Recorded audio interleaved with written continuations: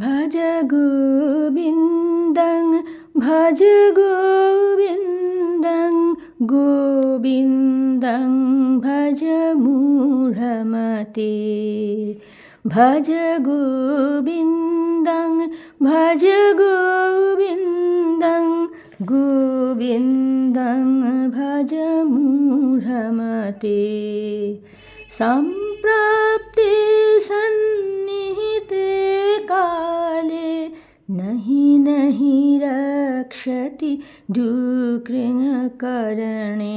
सम्प्राप्ते सन्निहिते काले नहि रक्षति डुकृङ्करणे भज गोविन्दं भज गोविन्दं गोविन्दं भज मूढमते भज गोविन्दं भज गोविन्दं गोविन्दं भज मूढमते दीनयामिन्यो सायं प्रातः शिशिरवसन्तौ पुनरायात् दीनयामिन्यो सायं प्रातः शिशिरवसन्तौ पुनरायात् कालक्रीडति गच्छतयायुस्तदपि न मुञ्चत्याशावायु कालक्रीडति गच्छतायु तदपि न मुञ्चते आशावायु भज गोविन्दं भज गोविन्दं गोविन्दं भज मूढमते भज गोविन्दं भज गोविन्दं गोविन्दं भज मूढमते सम्प्राप्ते सन्निहिते काले नहि रक्षति डुकृङ्करणे सम्प्राप्ते सन्निहिते काले नहि रक्षति डुकृङ्करणे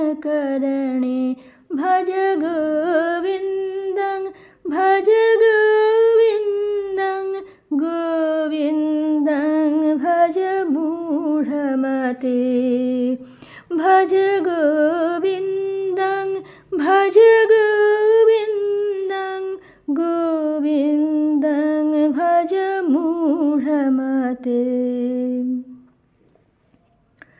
মহাভারতের বর্ণনানুযায়ী নারদ যুধিষ্ঠিরকে রাজসূয় যজ্ঞ করার পরামর্শ দিয়ে দ্বারকায় গমন করেছিলেন। ভাগবত পুরাণে বলা হয়েছে, নারদ দ্বারকায় গিয়ে শ্রীকৃষ্ণকে ইন্দ্রপ্রস্থে রাজসূয় যজ্ঞে উপস্থিত হয়ে যুধিষ্ঠির অন্যান্য রাজা ও দেবতাদের অভিলাষ পূরণ করতে বলেছিলেন।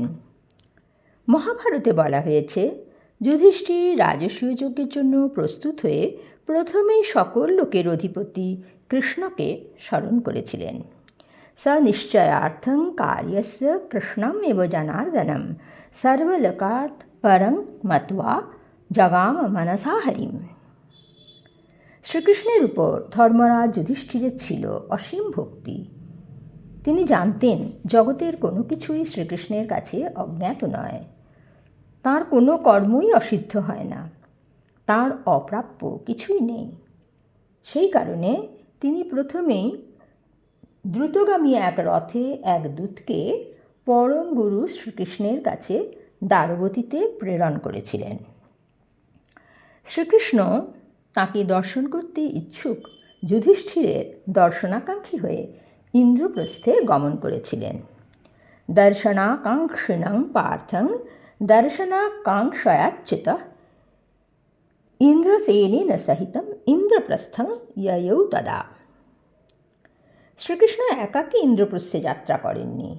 নিজে যাত্রা করার পূর্বে তিনি যদুরাজ উগ্রসেন এবং বলদেবের অনুমতি নিয়ে আবশ্যক পরিচ্ছদ সম্ভার সহ স্ত্রী পুত্রদের ইন্দ্রপ্রস্থে রওনা করিয়ে দিয়েছিলেন। অতঃপর দারুকের দ্বারা আনীত গরুড়ধ্বজ রথে আরোহণ করেছিলেন। মহাসমারোহপূর্ণ সেই যাত্রার বর্ণনা মেলে ভাগবত পুরাণে। তিনি রথ, হাতি, ঘোড়সওয়ার এবং পদাতিক সেনাসহ যাত্রা শুরু করেছিলেন। সেই সময়ে মৃদঙ্গ, ভেরি, ঢোল, শঙ্খ, গোমুখের উচ্চধ্বনিতে 10 দিক মুখরিত হয়ে উঠেছিল। দেবী রুক্মিণী সহ শ্রীকৃষ্ণের সহস্র পত্নী সন্তানদের সঙ্গে নিয়ে মহার্ঘ বস্ত্র, ভূষণ, চন্দন, অঙ্গরাগ, পুষ্পহারে সজ্জিত হয়ে রথ ও স্বর্ণময় পালকিতে চড়ে শ্রীকৃষ্ণকে অনুসরণ করেছিলেন। তাদের সঙ্গে তাদের রক্ষা করার জন্য পদাতিক সৈন্যরা ঢাল তলোয়ার নিয়ে গমন করেছিল। দীর্ঘ পথ ভ্রমণকালে আবশ্যক বিভিন্ন বস্তু সম্ভার নিয়ে পণ্যবাহকেরা সঙ্গে সঙ্গে চলেছিল। যে কোনো শোভাযাত্রায় সেই সময়ে বারাঙ্গনারাও অপরূপ সাজে সেজে অংশ নিত। অনুচরদের স্ত্রীরাও শোভাযাত্রা থেকে বাদ পড়ত না, তাই তারাও চলেছিল। তাদের সঙ্গে ছিল তাঁবু, কম্বল, গরু, মহিষ, গাধা, অশ্বতরী, উট, পালকি, হাতি ইত্যাদি পশু ও বাহন। যেমনভাবে বিশাল বিশাল তিমি প্রভৃতির আলোড়নে এবং উত্তুঙ্গ ঊর্মি বিভঙ্গের ফলে ক্ষুব্ধ সমুদ্র শোভমান হয়, সেইভাবেই কোলাহলে পরিপূর্ণ বিশাল বিশাল পতাকা, ছত্র, চামর, শ্রেষ্ঠ অস্ত্রশস্ত্র, বস্ত্র, ভূষণ, মুকুট, বর্ম এবং দিবসের উজ্জ্বল সূর্যের কিরণে শ্রীকৃষ্ণের অগ্রগামী বাহিনী অত্যন্ত শোভা পাচ্ছিল। শ্রীকৃষ্ণ যেখানে সেখানেই শ্রী, সেখানেই বৈভব। শ্রীকৃষ্ণের ইন্দ্রপ্রস্থগমনের যাত্রাপথের বর্ণনা মেলে ভাগবত পুরাণে। ভগবান কৃষ্ণ আনর্ত, সৌবীর, মরু, কুরুক্ষেত্র প্রভৃতি দেশ অতিক্রম করেছিলেন। পথে পড়েছিল নানান পর্বত, নদী, নগর ও গ্রাম। অবশেষে মুকুন্দ দৃষদ্বতী ও সরস্বতী নদী পেরিয়ে পাঞ্চাল এবং মৎস্য দেশ অতিক্রম করে ইন্দ্রপ্রস্থে এসে পৌঁছেছিলেন। তত দৃষদ্বতীং তীর্ত্বা মুকুন্দোথ সরস্বতীম পঞ্চালঞ্চ মৎস্যাংশ্চ শক্রপ্রস্থম অথাগমৎ। অজাতশত্রু মহারাজ যুধিষ্ঠির শ্রীকৃষ্ণের আগমন সংবাদ শুনে অত্যন্ত আনন্দিত হয়ে আচার্য এবং পুরবাসীদের সঙ্গে নগরের বাইরে এলেন। মঙ্গলগীত, বাদ্য এবং ব্রাহ্মণদের দ্বারা উচ্চারিত বেদমন্ত্রের সঙ্গে সঙ্গে যুধিষ্ঠির ও পুরবাসীগণ শ্রীকৃষ্ণের সঙ্গে মিলিত হওয়ার জন্য সাগ্রহে এগিয়ে এলেন। ঠিক যেমনভাবে ইন্দ্রিয়গুলি মুখ্য প্রাণের অভিমুখে মিলিত হতে যায়, সেইভাবে গীতবাদিত্র ঘোষেণ ব্রহ্মঘোষেণ ভূয়সা অভ্যয়াৎ স ঋষিকেশং প্রাণঃ প্রাণমিবাহৃত। কৃষ্ণের দর্শন লাভ করে যুধিষ্ঠির শ্রীকৃষ্ণকে বারবার আলিঙ্গন করতে লাগলেন। লক্ষ্মীদেবীর পবিত্র আলয়স্বরূপ মুকুন্দের শরীর 2 বাহুর দ্বারা আলিঙ্গন করায় মহারাজ যুধিষ্ঠিরের সকল অশুভ দূরীভূত হল। আনন্দ সমুদ্রে মগ্ন হয়ে তিনি লোকব্যবহার ভুলে আনন্দাশ্রু বিসর্জন করতে লাগলেন। তার চক্ষু দুটি অশ্রুপূর্ণ হয়ে উঠল, অঙ্গ রোমাঞ্চিত হল। তিনি পরম সুখ অনুভব করলেন। ভগবানের এমনই মহিমা। দৌর্ভাং পরিষ্যজ্য রমামলালয়ং মুকুন্দগাত্রং নৃপতির্হতাশুভ লেভে পরাং নির্বৃতম অশ্রুলোচন হৃষ্যত্তনু বিস্মিত লোকবিভ্রম। এরপর ভীম, অর্জুন, নকুল, সহদেব তাদের পরম প্রিয় ও হিতৈষী শ্রীকৃষ্ণের কাছে এসে অশ্রুপূরিত নয়নে আনন্দের সঙ্গে তাকে সপ্রেম আলিঙ্গন করলেন। ভগবান কৃষ্ণ ব্রাহ্মণ এবং কুরুবংশীয় বৃদ্ধদের যথাযোগ্য নমস্কার করলেন। কুরু, সৃঞ্জয় এবং কেকয় দেশের নরপতিরা শ্রীকৃষ্ণকে সম্মানিত করলেন এবং তাঁরাও শ্রীকৃষ্ণের দ্বারা সম্মানিত হলেন। শ্রীকৃষ্ণের আগমন উপলক্ষে মহা সমারোহে সুসজ্জিত নগরীতে উৎসবের আবহ রচিত হল। নিষ্পাপ নাগরিকগণ মাঙ্গলিক বস্তু ও অর্ঘ্যসহ শ্রীকৃষ্ণের অর্চনা করলেন। এরপর পরম আদরে শ্রীকৃষ্ণকে রাজপ্রাসাদে নিয়ে যাওয়া হলো। শ্রীকৃষ্ণকে দেখে রাজমাতা কুন্তী পালঙ্ক থেকে উঠে এসে পুত্রবধূ দ্রৌপদী ও সুভদ্রাকে সঙ্গে নিয়ে পরম আনন্দে তার সমাদর করলেন। ভাগবত পুরাণের বর্ণনা অনুযায়ী যুধিষ্ঠির শ্রীকৃষ্ণকে রাজসূয় যজ্ঞের সংকল্পের কথা বলার পূর্বে শ্রীকৃষ্ণ পাণ্ডবদের সঙ্গে কয়েক মাস ইন্দ্রপ্রস্থে কাটিয়েছিলেন এবং অর্জুনের সঙ্গে রথে আরোহণ করে সৈনিকদের দ্বারা পরিবৃত হয়ে বিহার করেছিলেন।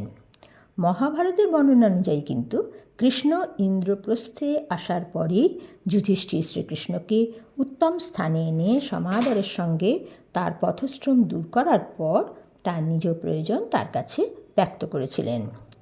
তং বিশ্রান্তং শুভে দেশে ক্ষণিনং কলমশম অচ্যুতম ধর্মরাজ সমাগম্য জ্ঞাপয়ত স্বং প্রয়োজনম। যুধিষ্ঠির কৃষ্ণকে বলেছিলেন, আমার ইচ্ছা যে আমি রাজসূয় যজ্ঞ করব, কিন্তু শুধুমাত্র ইচ্ছার দ্বারাই অভীষ্ট সিদ্ধ হয় না। যেভাবে ইচ্ছা পূরণ হতে পারে তার সর্বজ্ঞ তুমি সকল দিক বিবেচনা করে বলতে পারো। যুধিষ্ঠির আরও বললেন, যার কাছে সবই সম্ভব, যিনি সর্বত্র পূজিত হন, যিনি সমগ্র ভূমণ্ডলের ঈশ্বর, তিনিই রাজসূয় যজ্ঞ করতে পারেন। আমার সুহৃদগণ আমাকে এই যজ্ঞ করতে বললেও এই বিষয়ে আমি তোমার বাক্যকেই প্রমাণ মনে করি। তত্র মে নিশ্চিততম তব কৃষ্ণ গিরা ভবেৎ। ধর্মরাজ যুধিষ্ঠির জানতেন শ্রীকৃষ্ণ পরমেশ্বর, তাই তিনি বললেন, হে কৃষ্ণ, তুমি কাম ও ক্রোধের বশ নও, তুমি নিঃস্বার্থ, তুমি ছাড়া যথাযথভাবে উপদেশ দিতে অন্য কেউই সক্ষম নয়। ত্বং তু হেতুন অতিত্যৈতান কাম ও ক্রোধৌ যতিত্য চ পরমং নক্ষমং লোকে যথাবৎ বক্তুম অর্হসি। স্পষ্টতই যুধিষ্ঠিরের বাক্যের মধ্য দিয়ে বয়োকনিষ্ঠ শ্রীকৃষ্ণের প্রতি তাঁর শ্রদ্ধা ও আস্থা প্রকাশ পেয়েছে। ভাগবত পুরাণে যুধিষ্ঠিরের শ্রীকৃষ্ণ বন্দনা আরও বিস্তৃতভাবে বর্ণিত হয়েছে। যুধিষ্ঠির বলেছিলেন, হে গোবিন্দ, যজ্ঞশ্রেষ্ঠ রাজসূয়ের দ্বারা আমি যারা তোমারই পবিত্র বিভূতি সেই দেবতাদের অর্চনা করব। ক্রতুরাজেন গোবিন্দ রাজসূয়েন পাবনি যক্ষে বিভূতির্ভবতস্তৎ সম্পাদয় না প্রভু। শ্রীকৃষ্ণের স্তুতি করে যুধিষ্ঠির আরও বলেছিলেন, তোমার শ্রীচরণ যারা সেবা করে, মনে মনে তোমারই ধ্যান করে, তোমারই স্তুতি করে, তারা সংসার বন্ধন থেকে মুক্তি লাভ করে। তোমার কাছে যারা কাম্য বস্তু প্রার্থনা করে তারা তা লাভ করে, কিন্তু যাদের তোমার প্রতি ভক্তি নেই তারা মুক্তি তো দূরের কথা, কাম্য বস্তুও পায় না। শ্রদ্ধাবিষ্ট যুধিষ্ঠির বলেছিলেন, তুমি সকলের আত্মা, সমদর্শী, আনন্দস্বরূপ। তুমি নিজেই নিজের আনন্দস্বরূপকে উপলব্ধি করো। তুমি স্বয়ং ব্রহ্ম। তোমার মধ্যে এটি আমার, এটি অন্যের, এইরূপ স্বপর ভেদ জ্ঞান অবর্তমান। কিন্তু যে যেভাবে তোমার সেবা করে সে তার ভাবনা অনুসারেই ফল প্রাপ্ত হয়। যেমনভাবে কল্পবৃক্ষের সেবাকারী তার ফল লাভ করে। ফলের কম বেশি তোমাকে সেবার তারতম্যবশতেই হয়ে থাকে। এক্ষেত্রে তোমার কোনো পক্ষপাত নেই। ন ব্রাহ্মণ স্বপরভেদমতিস্তব স্যাৎ সর্বাত্মন সমদৃশ স্বসুখানুভূতে সংসেবতাং সুরতরৈব তে প্রসাদ সেবানুরূপো মুদায়ো ন বিপর্যয়ত্র। যুধিষ্ঠিরের অনুরোধে শ্রীকৃষ্ণ তার পূর্ব পরিকল্পিত ঘটনাচক্রের উন্মোচনের অনুকূলে যুধিষ্ঠিরকে রাজসূয় যজ্ঞের সমর্থন করে উপদেশ দিয়েছিলেন। পরবর্তী পর্বে আসব সেই প্রসঙ্গ নিয়ে। আসুন এখন আমরা ভগবান শ্রীকৃষ্ণের নাম সংকীর্তন করি। হরে কৃষ্ণ कृष्ण कृष्ण हरे हरे हरे राम राम राम हरे हरे हरे कृष्ण कृष्ण कृष्ण हरे हरे हरे राम राम राम हरे हरे हरे कृष्ण कृष्ण कृष्ण हरे हरे हरे राम राम राम हरे हरे।